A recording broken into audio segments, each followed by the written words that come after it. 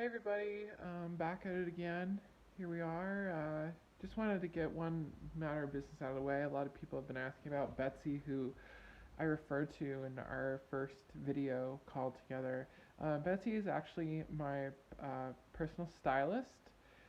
She's great. She's done a lot of the good work that you've seen over the past couple of days. She's actually the same personal stylist for the great comedian Stephen Wright, the Smith kids, Willow and whoever, and had a brief stint as Cher's stylist in the mid 70s. So just want to give credit where credit's due on that one. But today's topic is actually controlled substances.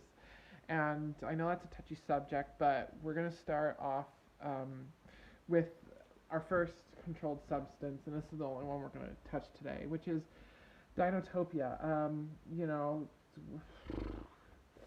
Talk about an acid trip on page, but I'm just going to go through and highlight a couple of interesting things I found and be very diplomatic about this whole issue. I know there's lots of questions. Do we legalize Dinotopia? Do we not? Do we let the states decide? And there's a lot of people, who can get in a lot of trouble for possessing this stuff, and I think it's perfectly fine. Anyway, so I've just marked up a few things here. I just kind of want to take you through. Now, well, I'm just going to let you take that in. And if you would, please just, when you have a minute or two, just spend a moment of silence for these two guys. They did go on to do better things. In the late 80s, these twins, they're called the Des Moines twins, actually were regular staples on Richard Simmons's exercise videos. So you can see them a lot of times in the background there. I'll have to link out to that. Let's see.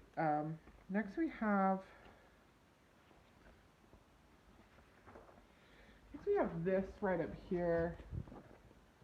I think, thanks to the 13th Amendment, that's been abolished, but I think it's a good way to remember our history and where we've come from and how far we've progressed.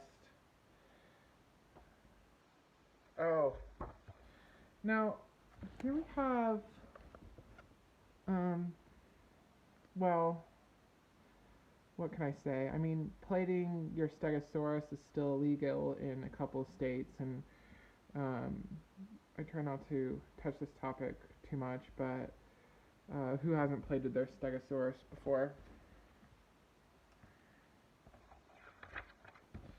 Oh boy. Well, oh gosh. I mean, this guy, this piece should just be called Bad Judge of Character. Right there.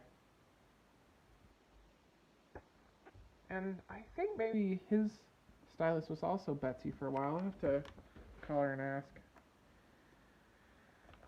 Moving right along, I hope you're enjoying this. Again, this is controlled by me. Oh, there she is. This is Nora. Nora has recently moved up to Washington State area because she figured that her farmer's market that was originally in Dinotopia wasn't making enough money, so she moved up to Portland area to get cash in on the weed craze and cooking that stuff into all sorts of brownies. See, just look how I mean, this was before she started selling that stuff, and look how happy she is. I think that can all teach us something. We're getting close. I'm trying to keep this one short.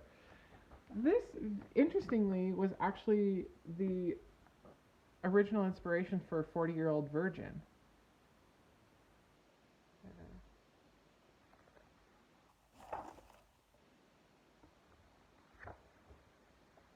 Whatever. Oh, and finally, this one right here. Actually, just to prove like that this should be a controlled substances, some kid got his hand on this book a number of years back. I believe it was about two and a half decades ago, and he saw this image, and he actually became an intern at Six Flags Magic Mountain, and when he walked in the door, he was asked to come up with ideas, and he proposed this for a ride.